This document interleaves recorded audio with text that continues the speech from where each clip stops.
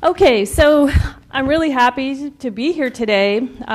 Art usually asks me to come give a presentation to this class at the beginning of the fall, and I have a motivation to do that beyond educating you in this field. It's also just to get a chance to meet you and tell you a little bit about what we do in my lab, and if it turns out that you have any interest in genetics, which hopefully you do, how could you not? Then you'll know who I am and some of the work that we are doing, and maybe you'll want to meet at some point. How many of you are MPH students? Are there any doctoral students in here? Couple? Okay. And so I guess most of the MPH students are first year. How many are first year? Most of you. Okay. All right, so I'll talk a little bit about one of the courses I teach as well, in case you're interested. So we are the Genetic Epidemiology and Genomics Lab, and my lab does a lot of exciting things. In case, I think probably the only person in the room who knows where we are is Michaela. We're over in Hildebrand Hall, not far from here, actually, very close. I'm not sure how much longer we'll be there. We're going to be moving, but that's where we are right now. We have some terrific space, and we share that with Lee Riley and Martin Smith and a couple other folks from the School of Public Health. We're all kind of there in our own world since the original building was taken down. And one thing that it's important to know is that we do both bench work, which I'm going to say a bit about today because where the field is with respect to bench work is really amazing, as well as computational work. And these are just a few people in our lab. And this is important to know for our group, is that we really like to eat together. But we also like to hike together. And this is from a recent outing. That's my son in the front, and my daughter was along with us, who's almost 14, but she was hiding from the camera that day. Michaela will remember she was very preteenish. So just a little bit about what I'm going to try to cover today. I'm going to talk about the field of genetic epi, because I'm imagining that many of you may not know much about it. And it's just a little bit of history, too. How many of you are familiar with a company called 23andMe? Okay, fair number of you. So what do they do? What do you know about them? Let me somebody give me a hand and tell me what you think you know about the mission of that company and what they do, what they provide, what service they provide. They're here in California. Okay, they're not fully sequencing your genome yet, but they're very close to doing that. And so they are doing genetic profiling, and then they're reporting it to you in a very user-friendly, web-based interface.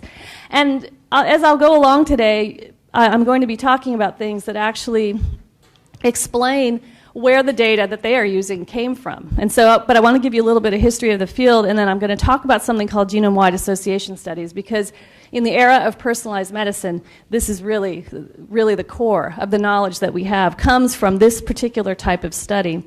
And so we'll talk about issues related to genome-wide association studies and then sort of what's happening next. And so for those of you who don't know much about genetic epidemiology, the field used to be focused primarily on single gene disorders, and I'll say a little bit about that in a minute. But the field is now primarily focused on these complex genetic disorders, which basically is everything else. Anything that you can think of, common complex traits, have a genetic component of some sort. And so we're trying to really dissect that. And it's become really clear that the environment is a huge part. I mean, we know that as epidemiologists. The environment plays a huge role in your health. And so the field of genetic epi is actually trying to really bring those two aspects together. And it sounds so simple, and it's really not. One goal for genetic epidemiology is to try to come up with better therapeutic strategies. Hopefully you can understand the biology of the disease a bit better, and that might help you design better treatments. Of course, as epidemiologists, we're hoping to prevent disease, and we'll see if that pans out, hopefully. I think it will. I think you are living in a very exciting time. You're going to see in your lifetime where the fact that genetic information is going to help play a major role in your health care. And so I mentioned personalized medicine. This is where things are going to really play out, I think, at least initially. One thing that you'll know, and you'll know more about this if you take my class or work in our lab, is that the field of genetic epi, in addition to traditional epidemiologic methods, there includes a whole sort of suite of additional methods that are focused primarily, very specialized methods focused on genetic data. And so we've also worked for many, many years using family data, which is unique. You don't necessarily do that so much in conventional epidemiologic studies. But now in the field, we're using both of those. And families, which I could say lots about. Obviously, for genetic studies, families can be really informative, and I will just underscore that by saying they're still very valuable, and we do a lot of that work in my lab as well. So, in a nutshell, I just want to give you a really brief background just to give you some idea of what I mean when I talk about genetic mapping. And so what the field of genetic epi, and it's a pretty new field, really, relatively speaking. I mean, I think if somebody were going to put a year on the field, when the field sort of began, we're talking about early 80s, really. So it's not that old. And it's interesting, I won't show this now, but there have been about 25 different definitions of genetic epidemiology. Everybody sort of has their own spin on the field and how they think it should be defined. But basically, the field has been focused on trying to find genes, trying to localize them, the genes that underlie phenotypes, and starting with animals and organisms and ranging all the way up to humans. And then the field of genetic epi is focused on humans. And so one question I have for you, just to see if anybody knows the answer. How many genes do you have in your human genome? Because this number has changed drastically, even over my somewhat short lifetime. I'm much older than you are, but I have seen this number change quite a bit. So does anybody know how many we have? Okay, good. It's even less than that now. It's roughly 22,000. Does anybody know what not so long ago, even 10, 15, 20 years ago, what the number was estimated to be? More than 20? Yeah. That's right. So when I was going through graduate school, 1991 to 96, not that long ago, but kind of. According to my kids, it's a long time ago. It was about 100, people thought it was 100,000. That's what all my professors told me, 100,000 genes. So it's interesting. That was at the beginning of graduate school. Throughout graduate school, we learned a lot, which I'm going to talk about now. So 22,000 genes in the genome. And for those of you who don't have a biology background, I'm just going to say that DNA is comprised of the 4 base pairs, and that's about all we're going to say in this class. So what year is this? And what's the significance of this? Does anybody know? Just giving you a little bit of history. Anybody know? That's right. It's the discovery of the double helix. So that's Watson and Crick. James Watson, Francis Crick. James Watson is still living. Any idea what year this is? And I'm glad to say I wasn't born yet. So I heard somebody say early 50s, 1956 actually. So we celebrate this annually, actually, the discovery of the double helix. So this was an important year. The reason why I bring this up is because 1956 actually isn't that long ago. It really isn't when you think about science. And when you see where we are now and know that it was only 1956 that we actually figured out what DNA was, it's just phenomenal. So just a little background. This is probably something that you can even relate to more because in any biology classes that you may have taken prior to this, you probably learned a lot about Mendelian disease. This is kind of where the field, as I mentioned, was focused. We were studying Mendelian disorders, and what I mean by Mendelian is we're looking at diseases that actually have a pattern, a model of inheritance. And I won't go into that at all, except to say that the reason why that was very useful and very successful is because we had a model of inheritance. We could actually say, okay, dominant, recessive, we can use that in our analytical strategies to find disease genes. And so when you have a model, as you know, epidemiologists, you're studying biostatistics as well, when you model something, if you have the right model, it's pretty powerful stuff.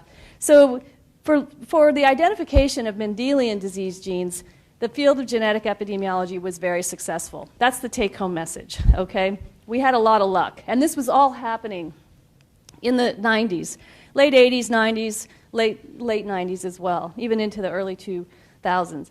And the one thing I wanted to say about technology coming right behind it in the lab is sort of this evolution of our tools in the wet lab. And so just to say quickly is when I entered the field, this is the sort of marker, the genetic marker that people were using. Because in order to map traits, you have to have a way to look at the genome.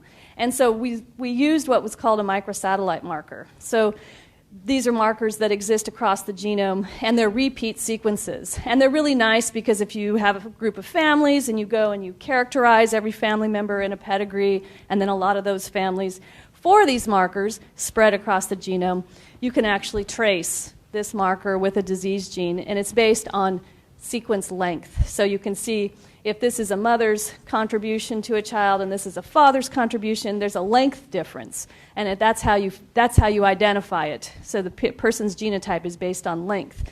Nothing else to really say about that, except that this was sort of what we now think of as a very primitive map, although it was very successfully applied, I should say.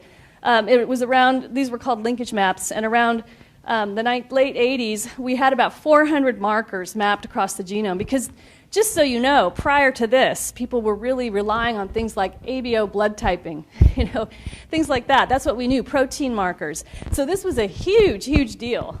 This correlated very strongly with the identification and development of PCR, which some of you may know. It's a revolutionary laboratory technique that changed everything. And it was with that technique that you could actually even identify these markers. So lots of stuff was happening.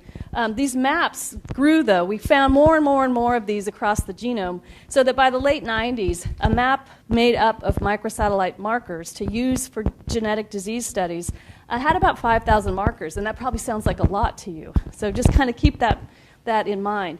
And so for those studies of Mendelian diseases, we used families like this, where we have multiple generations and we have multiple affected people perhaps in each generation, and this is the kind of thing that we were doing. And I won't go into this. In our course, we talk a lot about this and the sort of methods that are used to analyze data that you collect from these sorts of families. But what you're doing in linkage analysis, because it was such a big part of genetic epidemiology, is you're just looking through pedigrees for a marker co-segregating with a particular disease. So just to give you an idea of how successful that has been for Mendelian diseases, I just wanted to say it's over 2,500 Mendelian diseases have been found in this way, and they're all cataloged online. One of them that you know probably well is cystic fibrosis. Most of you heard of that disease, cystic fibrosis? Okay, so if you have heard about it, you may know that that's an autosomal recessive disease. Do you know which group in the population is at highest risk for this disease? Is it common? Is it rare? Do you know much about it? That's right. So 1 in 25 in white Caucasian populations are carriers. So it's a recessive disease. So both parents have to carry it for there to be an opportunity for a child to be born with this disease. Do you know much about this disease? And what part of the body is affected? Lungs, not just lungs. Pancreas, okay, yes, it's a pretty devastating disease. And as of now, even though the gene was discovered in 1989, there still is no cure. There are several treatments out there, and the life expectancy for someone with cystic fibrosis has expanded a bit, but it's still a very devastating disease. Just as an aside, I have a cousin who has cystic fibrosis, and she's 23 now, and she just had a full lung transplant. So it's a pretty serious disease. But it's one of the Mendelian diseases, and if you're ever interested, you can go look online on online Mendelian inheritance in man, and you'll see a tally, which you can't read very well here, but the website's there. And this is all of the diseases that have been discovered with Mendelian patterns of inheritance. So that's a little bit of background. What we're really focused on now as epidemiologists who use genetics in our studies is the area of diseases that we call complex diseases. And let me tell you, after working on some of these diseases for a long time, they are really complex. It's no understatement. And so all of these diseases listed here are things that you're familiar with. And so I actually work on autoimmune diseases, which I'm not going to talk about at all today because there's just no time. But all the diseases that are listed here have some sort of genetic component. The problem is they don't have some real straightforward pattern of inheritance. So it makes it difficult to go and model and to try to find disease genes within the genome. And so how do we know there's a genetic component? Well, we know from twin studies, we know from family history, and that's a big part of what you do as an epidemiologist. You look at family history. And we know from looking at relative risk to SIBS, all of those point to the fact that there is a genetic component. It's just not straightforward. And so that is the challenge for genetic epidemiologists today. And linkage studies were applied for years because everybody was very excited about how well linkage analysis performed for Mendelian diseases. So everybody in the 90s, mid-90s, late 90s jumped on the bandwagon and said, okay, for my complex disease, I'm going to try this same approach. And it was really not very successful. There are a few success stories, but it really wasn't very successful. And there are lots of reasons why, which we'll go into some of that. So just concurrently, I just wanted to give you some more ideas about timeline. So in case you didn't know, the full genome was sequenced, the initial sequence, I should say, which was not a complete sequence. It had a lot of gaps, was 2001. The full thing really was about 2003, is when we actually could say, we've got the sequence of the human genome. Now, 2003, keep that in mind. That's not that long ago. That's really not that long ago. And one huge thing that came from sequencing the genome, among many, was the identification of a much better marker. So the microsatellites became less interesting only because they're very difficult to manage in the lab, which I won't say more about that, but they're very persnickety. So, and I say that literally, they're really a pain. And so the discovery of the SNP, how many of you have heard of a SNP? Okay, good. So the discovery of a SNP was huge. It really revolutionized the field of genetic epi. And so it's a different type of marker. It's not based on sequence length. It's actually based on just a sequence change. Oops. Sequence change in the genome. And so as a result, the first SNP map was published. And at that time, again, this is 2001. Sorry. Can you guys hear me okay? Is it going in and out? I don't know why. I'll try. How about that? Okay, so first map had like 1.5 million SNPs. And now we have about 11 million SNPs. So do you remember what that number was for microsatellites? 5,000, right? Okay, we had 5,000, now we have 11 million. So 11 million places across the genome that we can use as sort of little molecular signposts to go and look for disease genes. So this was a huge discovery. One thing I'll say also, which I won't go into great detail, is that in addition to the discovery of a SNP was this very huge discovery that not only do we have millions of these SNPs in the genome, but they actually are arranged across the genome in structures. And again, this is a bit complicated to talk about now, but it was another resolution of the genome that allowed us to put together a map. And so the map was based on patterns of these SNPs and what their neighbors were, is one way to think about it. So we have access now to a map where we can use proxies. We can use SNPs, and if we know one SNP, we know its neighbor. And so it was another level of structure that was discovered in the human genome. And so just to give you an idea of what this means is, here's an example. So if you're looking at, say, this region on chromosome 5, what was discovered was that you could look at, instead of 84,000 nucleotides in that sequence, you could actually just look at 8 of them, and then you could capture the variation in that whole region. So what this translated, the bottom line for you just to know, because this was a phenomenal discovery that nobody knew existed, what this translates into is money. And that's why I put the dollar signs here. Because instead of looking at every single base in a region that you're interested in the genome, you could just hand-pick these SNPs and look at them.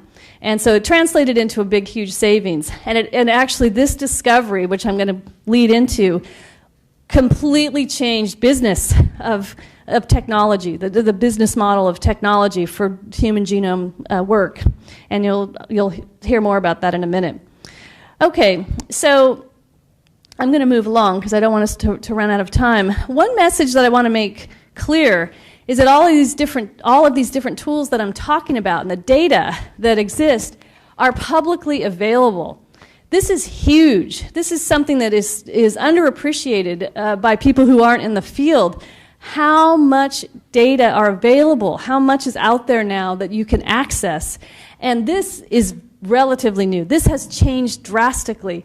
I mean, I think back to, I know this dates me, but in graduate school, I can still remember the first version of Netscape coming out. So this is probably 1993. I went to graduate school here, actually, and I was on Mulford Hall. Do you know where Mulford Hall is? On the 3rd floor. And somebody came running down the hall saying, "Lisa, come check this out. Come see this new version of Netscape. It's some kind of browser, web browser." I'm like, okay. So we all huddled around the tiny little black and white screen, and we checked out Netscape, and it's amazing. That was only 1993, and what you can look at now, what's available. I mean, the students that work in my lab, one of the big parts of their training includes learning how to access the data that are available, because everything is just publicly downloadable now, and it has revolutionized the field. So keep that in mind, because all of these things have happened not so long ago. And as a result, we ended up in a situation just a few years ago where these full genome-wide association studies became possible. And so I've already talked to you about the completion of the human genome, millions of SNPs available in public databases, completion of the HapMap project, which was those structures, learning that the SNPs are actually in these little structures. And all of this contributed to major, major, major advances in genotyping technologies. And I saw this happen myself, where it cost $1,000 a person to look at markers across the genome, and it dropped to $400. These are rough numbers, but what we're talking about now is something that's much bigger. So, and as epidemiologists, you will see, if you work in the field of human genetics, you will see genome-wide association studies. GWA is in the news. It's in the New York Times all the time. Have any of you ever heard of GWA? Just me? And Michaela? Well, you'll know what it is now, because everything about personalized medicine and everything that's moving forward from this point really all comes back to the results that we are getting from these genome-wide association studies. And the fact that we can do genome-wide association studies is due to the major advances that have taken place over the last 15 years, including technical and informational gains. So what do I mean by a genome-wide association study? Because this really is one of the main messages I want to give today. So before, you might say, okay, I'm interested in a gene and I want to see if it's associated with my disease, and my gene is ApoE or something that I know.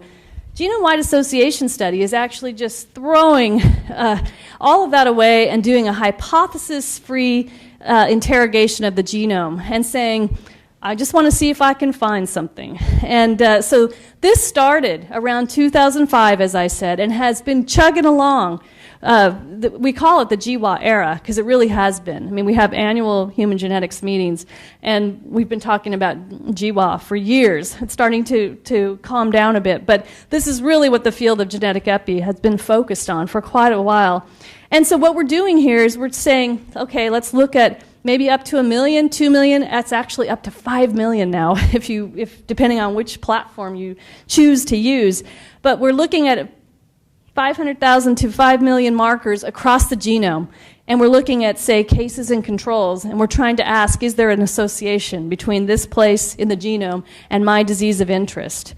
And so the technologies that are used to do this have changed drastically, and this sort of work now can be done on a chip, just like this. And we do lots of chip work in my lab, where you can actually, depending on the chip that you buy, you can look at 12 people on a chip for several million places on the genome, and it takes a couple days, and you have the data.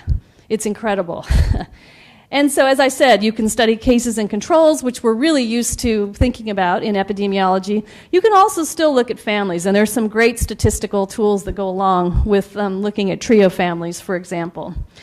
And so the idea behind genome-wide association studies was that, and the reason why NIH was full bore behind it, and they still are, was to try to increase the understanding of the biology that affects us, and so biology underlying particular diseases, and also to move us closer to this idea of personalized medicine, which I mentioned earlier.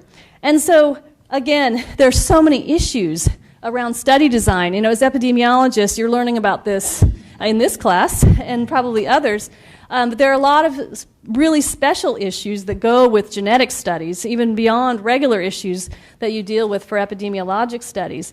And so strategy for study design and interpretation of results, these are things we all cover in my class.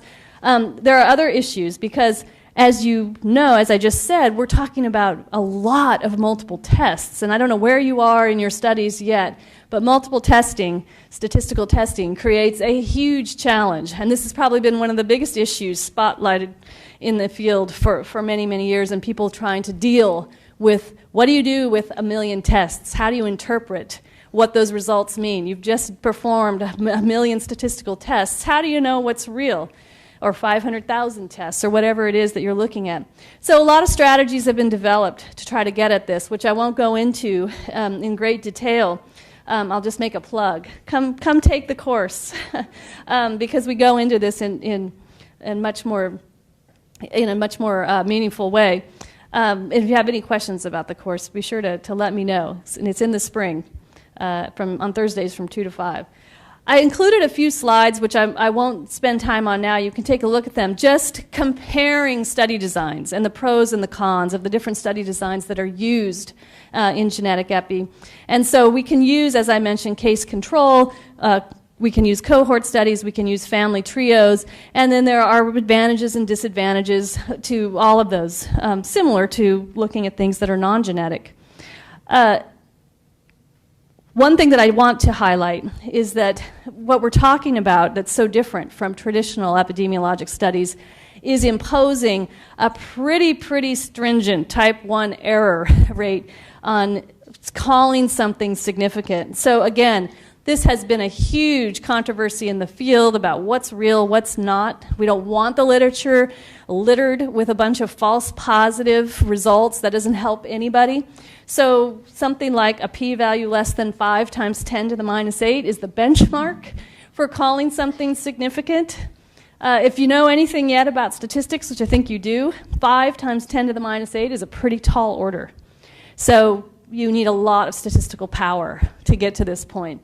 And then another strategy is meta-analysis, huge in the field of genetic epi now. So those of you who are learning more about meta-analyses, there's a lot of utility for that approach in the field of genetic epi as well. I should say the gold standard in genetic epi is replication. And that's relatively new in the field of genetics and epi, is the requirement by journals to have replication. That's also a tall order. But if you want to put something out there and say this is real, you really have to have replication. Most journals won't even consider, in my field, publishing anything now without some sort of replication, unless you're coming, and looking at something that's been published already. Okay, a few last things about this area of genome-wide association studies. I just want to give you a feel for what you see in a genome-wide association study. So another take-home message today is you will now be familiar, if you go on Jeopardy or some other show, with the Manhattan plot.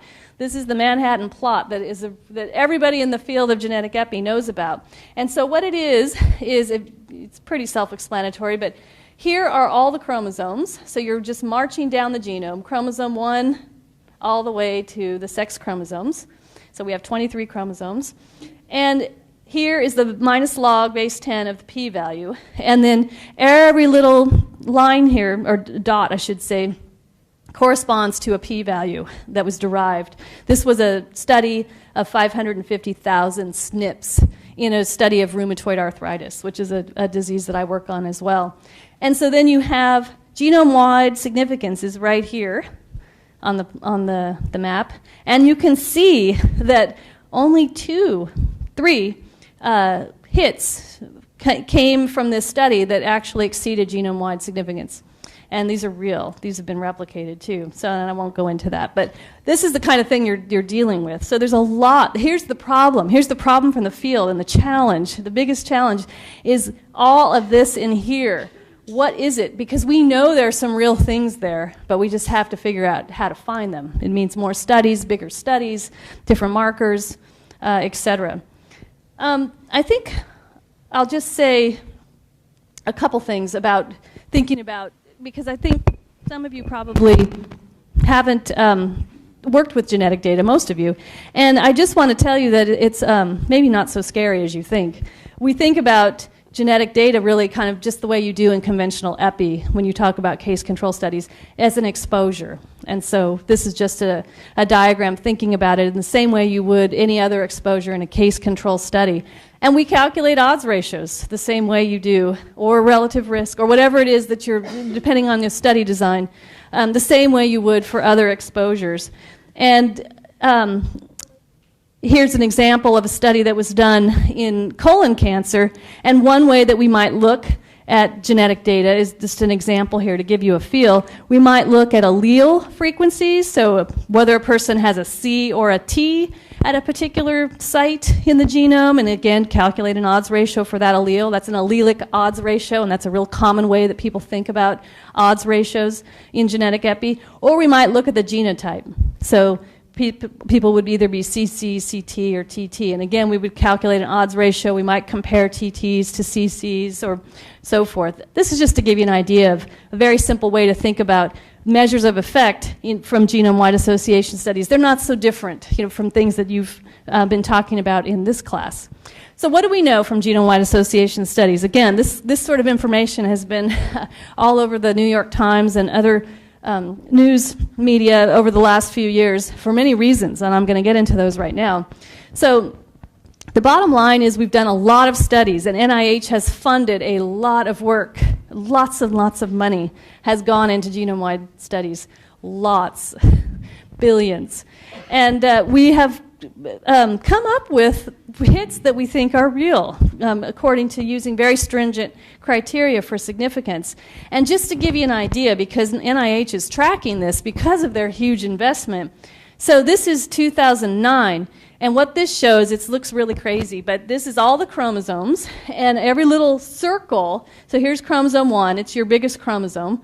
Every little circle that's here represents a disease for which a SNP has been identified that meets genome-wide significance. That's a lot. You can see here, we've got a lot of success stories here where things have reached genome-wide significance. And down here, which you can't see, but if you ever want to take a look at it, is all the diseases that have been studied, and there have been many. Now, this is all on one slide. So this is 2009. I updated it for 2010. And now it extends to 2 slides.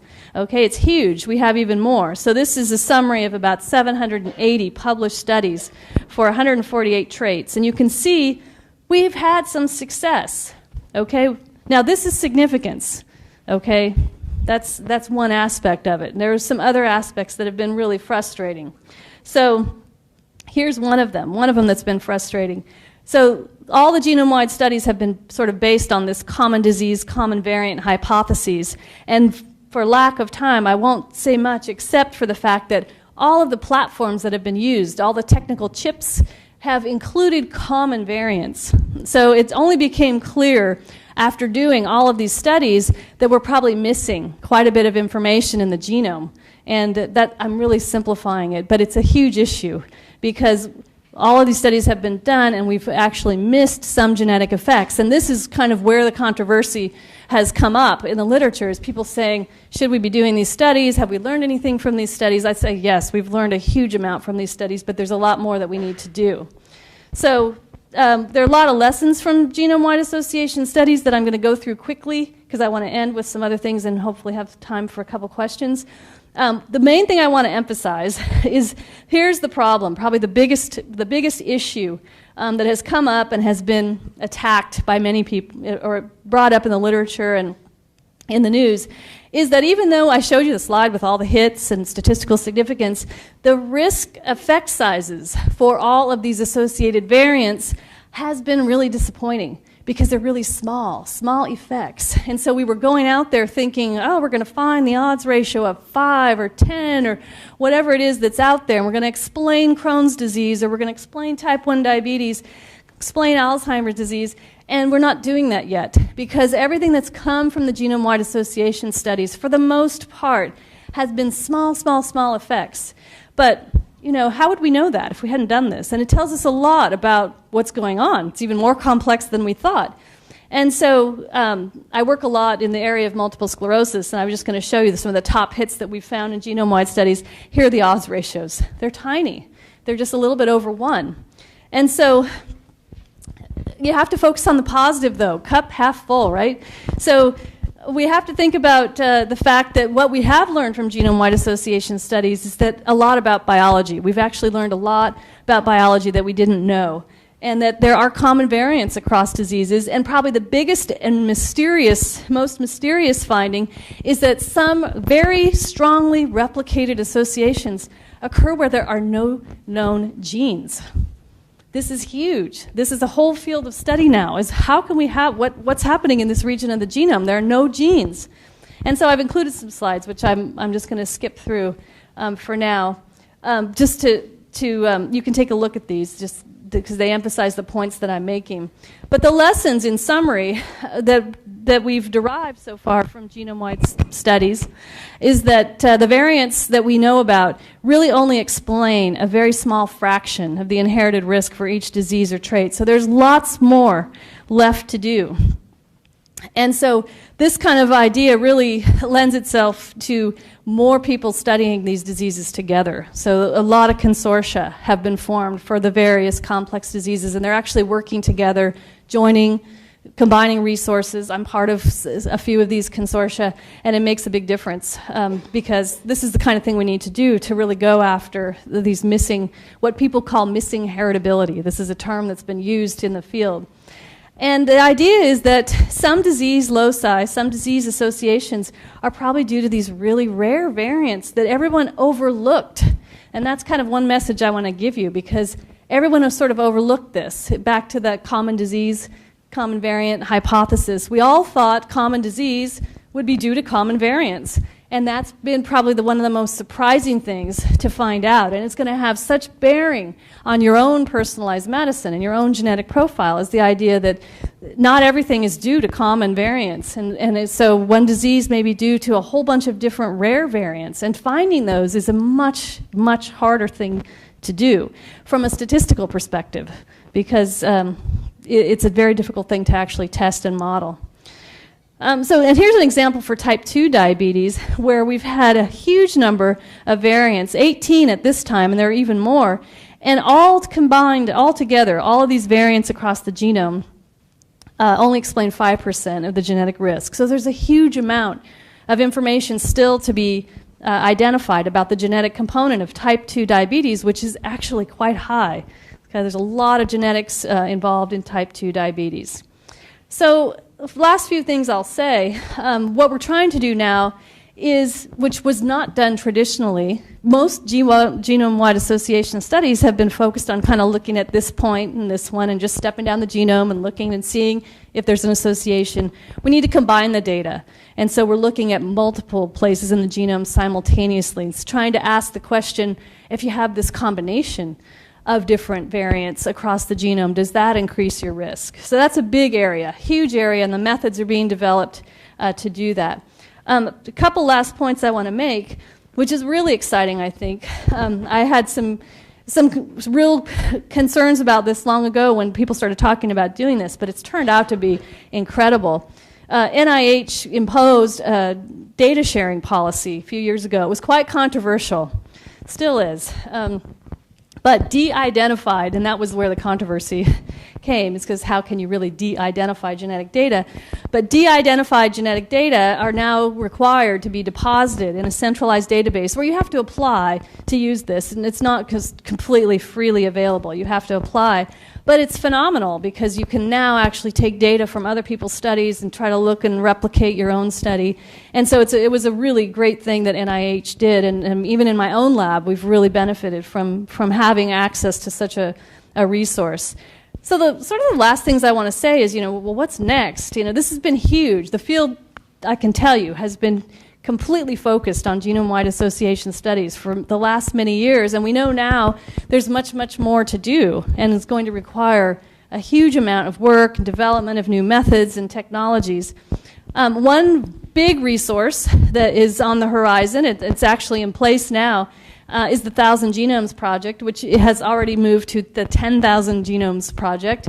It was just started a few years ago, and because it became clear we need more sort of sequence data. And so sequence data now is being deposited, and it's being completely publicly available. The students in my lab access this website and look at the data, and we look at things all the time. This is a huge resource, really, really important. There's another little topic that I won't spend too much time on, but I'll just tell you quickly, is that we know there's a lot of other variation in the genome besides the SNP. So the whole world does not revolve around the SNP, and it actually has for the last many years. The world has, in the genetic epi, has been so focused on the SNP that now we're taking a look at many, many other types of variation, which make up a lot of variation from person to person. So we know it's very important.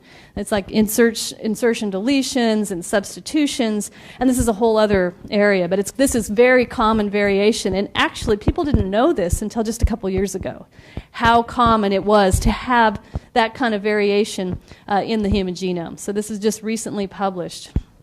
So I'll end by saying the whole genome sequencing is a reality now. And in your lifetime, you are going to have a whole genome sequence, and it's going to be part of your medical record. I'll tell you that right now. The costs have come down.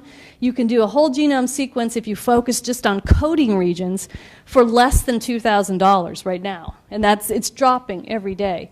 And so we have these what we call next generation sequencing technologies, and they've been huge. I want to just say one little last thing because I didn't get a chance to talk about it at all, but there's a whole other part of the genome that we know is important in disease and health, and it's the field of epigenetics. And how many of you have heard of that area? So epigenetics are not, those kinds of variations are not coded in the human genome. They're actually, you can think about them as modifications to the genome that impact how a gene is expressed. And it's clear from all the genome-wide association studies that this sort of thing is even more important than we thought. And the problem for studying this DNA methylation, for example, is one example of an epigenetic modification to the genome, which is a methylation group applied to a place in the genome, and it turns on or off the expression of a gene. The problem here is that this varies in every single one of your cells. So I know you probably don't know this, but some of you do. I could take a blood sample from you, I could take a skin sample, a hair sample, you could spit, and the DNA from all of those samples, your genome is going to be the same. Your epigenome is going to be different in every single one of those samples. And so this is a huge challenge, and the last thing I want to say is kind of where my lab is focused. We're trying to gear up to do big, large-scale epigenetic studies, because this is not something that's being done traditionally in epidemiology. And it's a big deal to try to get this to work because there's so many steps that are involved.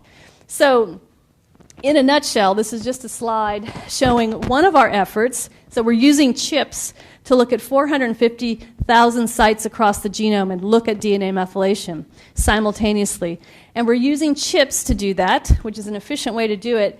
And one big question we had, because it's such a long process to look at, say, a B cell in somebody's blood sample, because you have to sort them, make sure they're pure. So we try to figure out, humans are hard to study. Can we actually collect samples from humans and let them sit overnight to start this long process the next day. And so that was one sort of big step in the protocol that we had to look at. If we collect a blood sample from somebody on day 1 and we let it sit to day 2, does the DNA methylation profile change? Because DNA methylation can change by what you eat, how you exercise, exposure to smoke, etc. So we were worried if a blood sample sat in the lab, would things change? Because to try to gear up to do thousands of these folks, we need to make sure our protocol works. And we were really happy to see that for the most part, if you compare, and this is just the difference between the quantitative DNA methylation read between day 1 and day 2 for the same individual, there's very little difference. We've got a few outliers, but of the 450,000 sites, we're in pretty good shape. Now, here's the take-home message, just so you know why it's so important to look at different cells. So this is the same person. This is 450,000 places across the genome, and this is looking in their CD4 positive T cells, memory cells, and their monocytes, comparing. So the same person collected at the same time. We extracted the DNA from the 2 different cell types after we sorted them from their blood, and you can see there's a huge difference. And this is what I'm trying to say. The epigenome is really different depending on what cell you look at. So it's not a simple fact of just drawing somebody's blood and not doing anything to it and just looking at their epigenome. We're having to take cells out and look at the cell-specific epigenome. So this is huge, and this is kind of where we're focused in my lab on many projects. So to summarize, I just want to say we have a lot of tools now. We've learned a lot from genome-wide association studies. They've been performed for almost every disease or trait that you can think of, including height, weight, menarche, anything you could think of. Every disease it has been GWAD, as we call it. What we've found is that the genetic effects so far are really modest. Sequencing is a big part of what's happening now, and trying to incorporate environment, which has not been done and needs to be done in a really good way, and the development of more analytical strategies. This conference I just came back from really summed it up well. We've got tons of data, and we're not really even prepared for what's required to fully analyze it. So that's another huge area where we need development, because generating the data now is not a problem. It's actually analyzing it. Okay, so I'm just going to end, and we have a couple minutes if you have any questions, and I'll hang around too if you have any questions, but that's genetic epi in 50 minutes. So thanks.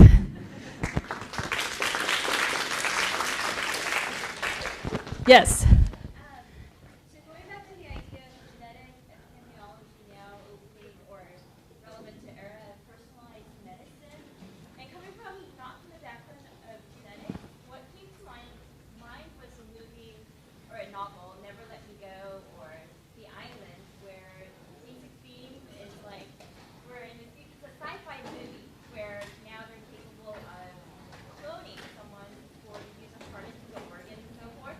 But if you could comment how plausible that would be in our lifetime, if it is at all. I say it is. We can already do that with animals. So it's ethics that are going to prevent that from happening. And also, the cloning experiments that have been done so far in animals show that we're still missing some of the aspects of putting the genome into a cell to develop into that same person. We're missing something because we see premature aging and some other things. So we know there's some little aspect that we don't quite understand. I hope that never happens for humans, and I don't think it ever will. But technically, it could be attempted, because it already has been for multiple animal species. I forget the name of the sheep. Yeah, Dolly. So she's the first example. Yeah. Any other questions? Yes.